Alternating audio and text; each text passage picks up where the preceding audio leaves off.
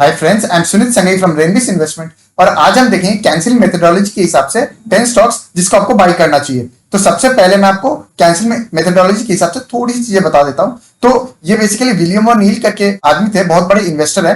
वो 1960s में investment company खोले थे और बाई लेट 1960s जो है ये बहुत ही पॉपुलर हो गया था। एंड इवन 1970 से लेकर 2020 लास्ट 50 इयर्स में ये one of the best performing strategy रही है यूएस मार्केट में। और इसको अगर हम देखें तो 1998 से लेकर 2009 जो है ये 11 साल तक सबसे अच्छी रिटर्न्स लाने वाली सबसे पॉपुलर स्ट्रेटेजीज में से थी। तो कैंसिलिंग मेथोडोलॉजी जो है ये बेसिकली कुछ फाइनेंशियल पैरामीटर्स होता है, उसके बेसिस पर डिसाइड करता है कि स्टॉक किस तरीके से सिलेक्ट करे और उसको टेक्निकल पैरामीटर्स के हिसाब से जो है राइट एंट्री पॉइंट देखता है। तो ये बेसिकली फंडामेंटल और टेक्निकल का ब्लेंड है और ये मुझे इसलिए भी पसंद आता है क्योंकि ये रूल बेस्ड स्ट्रेटेजी है जिसमें क्लियरली कैंसिलिंग के कुछ पैरामीटर्स है, 7 पैरामीटर्स है, उसके हिसाब से स्टॉक्स आइडेंटिफाई होते हैं। तो ये जो पैरामीटर्स है, इन पैरामीटर्स के हिसाब से फिल्टर करोगे तो मोरलेस आपको समझ में आ जाए किस तरह की कंपनीज को आपको इन्वेस्ट करना चाहिए। और यहाँ पे सबसे इंटरेस्टिंग है कि अर्निंग्स पर शेयर को ये बहुत ज्यादा इंपॉर्टेंस देती है ये मेथोडोलॉजी। और लॉन्ग टर्म में इवन पीटर लिंच कहते हैं कि अर्निंग्स पर शेयर जो है स्टॉक प्राइसेस की जो राइज या फॉल होती है वो ईपीएस की ग्रोथ से बहुत ज्यादा मैच करती है। और इसलिए मुझे ये स्ट्रेटेजी काफी अपील करती है और इसका डिटेल वीडियो मैंने अप्रैल में भी बनाया था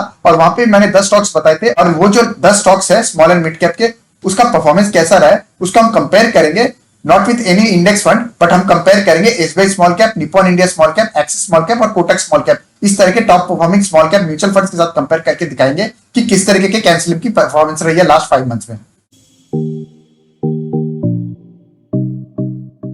और उस टाइम फ्रेम पे कैंसिलिंग मेथोडोलॉजी के हिसाब से टॉप 10 स्टॉक्स मैंने आइडेंटिफाई किए थे। इस डिटेल वीडियो को अगर आप चाहें तो आई बटन पे या नीचे डिस्क्रिप्शन में मैं लिंक दे दूंगा, आप वो क्लिक करके वो वीडियो देख सकते हो। देख लेते हैं कि ये स्ट्रेटेजी में लास्ट 5 मंथ्स में किस तरीके का परफॉर्मेंस रहा है। तो अगर मैं स्टॉक्स की बात करूं तो 17 अप्रैल 2021 को मैंने ये स्टॉक्स आइडेंटिफाई किए थे और इसका स्टॉक का नाम अगर मैं बताऊं एस्ट्रॉल, जिसका अब नाम एस्ट्रॉल लिमिटेड हो गया, विप्रो, प्रिंस पाइप्स, एम्फेसिस, दीपक नाइट्राइट, एफएल इंडिया, एडवांस्ड एंजाइम टेक्नोलॉजीज, जेबी केमिकल एंड फार्मा, नियोजन केमिकल्स और कोफोर्ज लिमिटेड। ये 10 स्टॉक्स थे जिस टाइम पे मैंने ये वीडियो बनाया था और ये स्टॉक्स मैंने आइडेंटिफाई किए थे एज पर कैंसिलिंग स्ट्रेटेजी। और देख लेते हैं किस तरीके के इसके परफॉर्मेंस रहे हैं लास्ट 5 मंथ्स में। और लास्ट 5 मंथ्स में अगर हम देखें तो इंडिविजुअल एब्सोल्यूट रिटर्न्स किसी के 28.2, 43%, 44%, 90%, 56%, एफएल के -6%, एडवांस्ड एंजाइम के 11%, जेबी केमिकल के 42%, नियोजन केमिकल के 26% और कोफोज के 76% रिटर्न्स हैं। और इसको अगर मैं एवरेज रिटर्न्स बनाऊं, यानी एवरेज रिटर्न्स अगर हम देखें तो लगभग 41% के रिटर्न्स है। तो ये एब्सोल्यूट 41% के रिटर्न्स है इन लास्ट 5 मंथ्स। और ये बेसिकली 19 सितंबर के हिसाब से मैंने ये डेटा लिया है। तो यहाँ पे आप देख सकते हो कि इसके 41% के रिटर्न्स है और XIRR निकाले हैं तो ये लगभग 125% के होते हैं। हालांकि ये थोड़े से अनरियलिस्टिक XIRR है, ये सस्टेनेबल नहीं है, ये मैं आपको और बता दूं, क्योंकि मार्केट लास्ट 1 ईयर में बहुत अच्छे मोमेंटम में है तो इसलिए आपको इतने अच्छे रिटर्न्स दिख रहे हैं। बट अदरवाइज मैं आपको थोड़ा सा इसका रिलेटिव कंपेरिजन भी करके दिखाऊंगा विद टॉप म्यूचुअल फंड्स। तो ये जितने भी हैं ये small and mid cap companies है और इसी को मैं थोड़ा सा कंपेरिजन कर देता हूँ टॉप म्यूचुअल फंड्स में। चाहे एसबीआई स्मॉल कैप की बात करें तो 24.8% के रिटर्न है सिंस अप्रैल टिल डेट। और वहीं निप्पॉन इंडिया की बात करें तो इसने 36.6% के रिटर्न्स दिए हैं। वहीं एक्सिस स्मॉल कैप ने 35% के रिटर्न्स दिए हैं और वहीं कोटक स्मॉल कैप ने 33.9% के रिटर्न्स दिए हैं। और यही कैंसिलिंग जो मैंने अप्रैल में जो वीडियो बनाया था वहां से हम देखें तो 41% के एब्सोल्यूट रिटर्न्स दिए हैं। तो आप देख सकते हो किस तरीके से इस स्ट्रेटेजी ने टॉप म्यूचुअल फंड्स को भी आउट परफॉर्म किया है। तो ये दिखता है कि किस तरीके से ये स्ट्रेटेजी कितनी अच्छी अमेजिंग स्ट्रेटेजी है। और इसी को मैं थोड़ा सा, अगर आपने वो वीडियो नहीं देखा है तो थोड़ा सा आपको बता देता हूं कि कैंसिलिंग में 7 पैरामीटर्स होते हैं। पहला होता है सीसी फॉर करंट अर्निंग्स, दूसरा होता है A for annual earnings growth, यानी आपकी अर्निंग्स की किस तरह की ग्रोथ रही है विज़िबी प्रीवियस ईयर। थर्ड होता है न्यू प्रोडक्ट, यानी आपका जो भी कंपनी का जो बिजनेस है उसमें आप कंटिन्यूअसली कुछ ना कुछ नए प्रोडक्ट्स लाते रहो या कुछ इनोवेशन करते रहो या फिर मैनेजमेंट को इंप्रूव करते रहो, कुछ ऐसा चीज करो जिससे कंपनी की ओवरऑल कंडीशन जो है, बिजनेस जो है, इंप्रूव हो।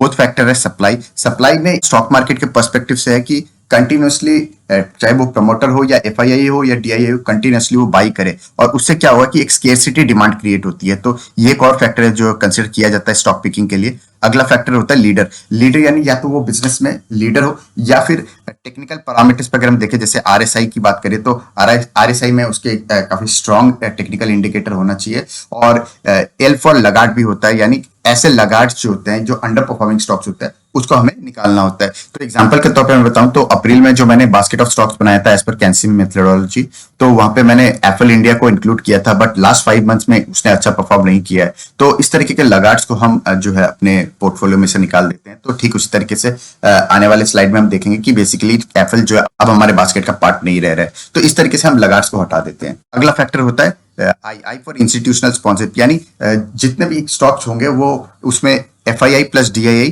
की बहुत हाई प्रेजेंस होनी चाहिए। ये बहुत ही अच्छी इंडिकेशन होती है। और अगला फैक्टर होता है मार्केट डायरेक्शन। तो इन जनरल जो स्टॉक है वो अप ट्रेंड में होना चाहिए। अप ट्रेंड में होने से क्या होता है कि वो बेसिकली एक सॉर्ट ऑफ मोमेंटम हो जाता है। तो ये 7 पैरामीटर है जिस बेसिस पे ये कैंसिलिम के स्टॉक्स आइडेंटिफाई होते हैं। तो आज के टाइम पे अगर हम बात करें टॉप 10 कैंसिलिम बेस्ड स्टॉक्स कौन से होंगे, तो वो है सबसे पहला एस्ट्रल लिमिटेड। तो एस्ट्रल लिमिटेड की बात करें तो कंटिन्यूसली इसके अर्निंग्स पर शेयर इंक्रीज हुआ, वहीं EPS ईयर ऑन ईयर देखे तो कंटिन्यूसली इंक्रीज हुए, और वहीं ROE देखे तो लगभग 23.6% की है। और वहीं स्ट्रॉन्ग हैंड्स की बात करें तो promoter plus FII plus DI almost 85% की होल्डिंग हैंड्स में है। और वहीं रिटर्न्स की बात करें तो 156% के एब्सोल्यूट रिटर्न्स दिए कंपनी ने इन लास्ट 1 ईयर। तो यहाँ पे एक चीज और देखने की है कि हम वैसे स्टॉक्स आइडेंटिफाई करते हैं जो कंसिस्टेंटली अप ट्रेंड में इन रीसेंट टाइम, क्योंकि अप ट्रेंड स्टॉक्स जो होते हैं वो मोमेंटम में होते हैं और उसी में पैसा जो है ज्यादा बनता है। तो ये रिटर्न्स दिखाने का मेन पर्पस ये भी है कि कंपनी जो अच्छे खासे अप ट्रेंड में भी है। और वहीं अगली कंपनी की बात करें तो विप्रो का अगेन जो है EPS कंटिन्यूसली ग्रो हुआ है, और क्वार्टर ऑन क्वार्टर भी क्वार्टर के हिसाब से कंपेयर करें तो इंक्रीज हुआ है। ROE देखे तो अच्छा खासा 20% के आसपास है। और शेयर होल्डिंग की बात करें तो प्रमोटर्स के पास ऑलमोस्ट 73% है, और FII प्लस DI के पास ऑलमोस्ट 15%, यानी ऑलमोस्ट 88% जो है स्ट्रॉन्ग हैंड्स में है। और वहीं रिटर्न्स की बात करें तो 113% के एब्सोल्यूट रिटर्न्स दिए हैं कंपनी ने। कंपनी की बात करें Cholamandalam investment and finance company, इसके अगेन EPS देखोगे आप तो जून क्वार्टर में कंसिस्टेंटली इंक्रीज हुआ है, और वहीं ईयर ऑन ईयर भी देखोगे तो कंटिन्यूसली इंक्रीज हुआ है। और वहीं अगर हम ROE की बात करें तो 16.5% है। एनीथिंग अबव 15% का ROE जो है अच्छा माना जाता है, स्पेशली जो लेंडिंग बिजनेस होता है उसमें। शेयर होल्डिंग की बात करें तो प्रमोटर के पास ऑलमोस्ट 50% है, और FII के पास ऑलमोस्ट 38% के आसपास है, जो टोटल ऑलमोस्ट 88 to 90% का होता है। और वहीं अगर हम रिटर्न्स की बात करें तो 162% के एब्सोल्यूट रिटर्न्स दिए कंपनी ने इन लास्ट 1 ईयर। अगली कंपनी देखें तो गुजरात गैस। तो गुजरात गैस की बात करें तो अगेन EPS की बात करें तो जून 2020 से कंपेयर करें तो जून 2021 में इंक्रीज हुआ है, और वहीं अगर हम ईयर ऑन ईयर भी देखें तो कंसिस्टेंटली इंक्रीज हुआ है। और वहीं ROE की बात करें तो ऑलमोस्ट 32% का अमेजिंग ROE है, और promoter plus FII plus DI की होल्डिंग अगर हम देखें तो ऑलमोस्ट 76% है। और एक और चीज मैं बता दूं आपको कि गुजरात गैस जो है ये नेचुरल गैस सेगमेंट से है। नेचुरल गैस सेगमेंट के ऊपर मैंने एक वीडियो में भी बताया था, आप चाहो तो वो वीडियो देख सकते हो, ऊपर आई बटन में मैं लिंक भी दे दूंगा। तो ये पर्टिकुलर सेक्टर है जिसपे गवर्नमेंट का अपने आप में पुश है, क्योंकि जो ट्रेडिशनल फ्यूल है, चाहे वो पेट्रोल है या डीजल है, वो एनवायरनमेंट को बहुत ज्यादा पोल्यूट करता है। और नेचुरल गैस जो है ये बहुत ही ज्यादा सस्टेनेबल बिजनेस है और एनवायरनमेंट फ्रेंडली है। तो जिस तरीके से गवर्नमेंट को अपना कार्बन एमिशन कम करना है, स्पेशली इंटरनेशनल लेवल पे इंडिया ने साइन किया है पैक्ट, तो उस हिसाब से गवर्नमेंट इटसेल्फ का पुश ज्यादा है। और ये सेक्टर इटसेल्फ जो है 15% ईयर ऑन ईयर ग्रो करने वाला है अगले 10 साल। तो यहाँ पे गुजरात गैस जैसी कंपनी की अमेजिंग ग्रोथ रहने वाली है। और वहीं अगर हम रिटर्न्स की बात करें तो लास्ट 1 ईयर सेल में इसने ऑलमोस्ट 115% के अमेजिंग रिटर्न्स दिए हैं। अगली कंपनी की बात करें तो दीपक नाइट्राइट। तो दीपक नाइट्राइट की बात करें तो ये हमारे अप्रैल वाले वीडियो में भी ये स्टॉक इंक्लूडेड था, और यहाँ पे अगर हम EPS की बात करें तो कंटिन्यूसली इंक्रीज कर रहा है, और वहीं ईयर ऑन ईयर भी देखे तो कंसिस्टेंटली राइज किया। ROE देखे तो ऑलमोस्ट 40% का अमेजिंग ROE है। और वहीं अगर हम प्रमोटर होल्डिंग और FII प्लस DI की होल्डिंग देखें तो लगभग ये 70% के आसपास है, जो कि काफी अच्छी है। और वहीं रिटर्न्स की बात करें तो लास्ट 1 ईयर में 197% के एब्सोल्यूट रिटर्न्स दिए कंपनी ने। कंपनी की बात करें तो JK लक्ष्मी सीमेंट। तो जब कंपनी की बात करें तो EPS ग्रोथ जो है जून ऑन जून क्वार्टर की अगर हम देखें तो कंसिस्टेंटली राइज किया। वहीं EPS अगर ईयर ऑन ईयर भी देखें तो कंसिस्टेंटली ये राइज किया है। ROE की बात करें तो 21% का अमेजिंग ROE है। और वहीं अगर हम promoter holding plus FII plus DI holding देखें तो लगभग 85 to 90% का होल्डिंग जो है स्ट्रॉन्ग हैंड्स में है। रिटर्न्स की बात करें तो 159% के एब्सोल्यूट रिटर्न्स दिए कंपनी ने इन लास्ट 1 ईयर। कंपनी है KPR मिल लिमिटेड। तो KPR मिल लिमिटेड की जब हम बात कर रहे हैं तो अगेन जून का क्वार्टर अगर हम देखें 2020 और 2021 का तो कंसिस्टेंटली EPS ग्रो किया है। और वहीं ईयर ऑन ईयर देखें तो 2019, 20, 21 कंसिस्टेंटली इसका EPS जो है ग्रो किया है। और वहीं ROE की बात करें तो 25% के आसपास का हेल्दी ROE है। और वहीं अगर हम स्ट्रॉन्ग होल्डिंग की बात करें तो लगभग 90-92% की होल्डिंग जो है स्ट्रॉन्ग हैंड्स में है। रिटर्न्स की बात करें तो 266% के एब्सोल्यूट रिटर्न्स दिए कंपनी ने इन लास्ट 1 ईयर।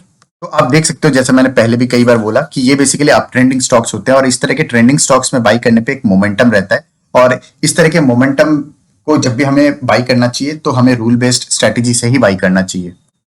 और वहीं अगर हम अगली कंपनी की बात करें तो वेल्सपन इंडिया लिमिटेड, तो इसका ईपीएस ग्रोथ अगर हम देखें तो कंसिस्टेंटली ग्रो हुआ है, और वहीं ईयर ऑन ईयर भी देखें तो 2019, 20, 21 कंसिस्टेंटली ये ग्रो हुआ है। और वहीं आरओई देखें तो 16.3% है। आरओई का जब बात कर रहे हैं तो 15% के ऊपर का आरओई हमेशा अच्छा माना जाता है। और वहीं promoter holding plus FII plus DI देखें तो ऑलमोस्ट 85% का है। रिटर्न्स की बात करें तो 127% के एब्सोल्यूट रिटर्न्स दिए कंपनी ने इन लास्ट 1 ईयर। अगली कंपनी की बात करें तो पॉलीकैब इंडिया लिमिटेड, तो पॉलीकैब इंडिया लिमिटेड का थोड़ा सा मैं बता दूं तो अगर आपको थोड़ा सा न्यूज अगर आपने देखा है या थोड़ा बहुत एनालिस्ट की कॉल देखेंगे आप, तो रियल स्टेट और इंफ्रास्ट्रक्चर जो लास्ट 10 ईयर्स 11 ईयर्स से मैसिव कंसोलिडेशन हुआ है। पॉलीकैब जो है एंसिलरी कंपनी की तरह बहुत अच्छी फिट होती है, क्योंकि जब भी आप इंफ्रास्ट्रक्चर करोगे या रियल स्टेट डेवलपमेंट करोगे तो वहाँ केबलिंग वायरिंग ये डेफिनेटली चाहिएगा, और पॉलीकैब जो है उसके लिए बहुत ही मशहूर है, बहुत ही वेल नोन ब्रांड है।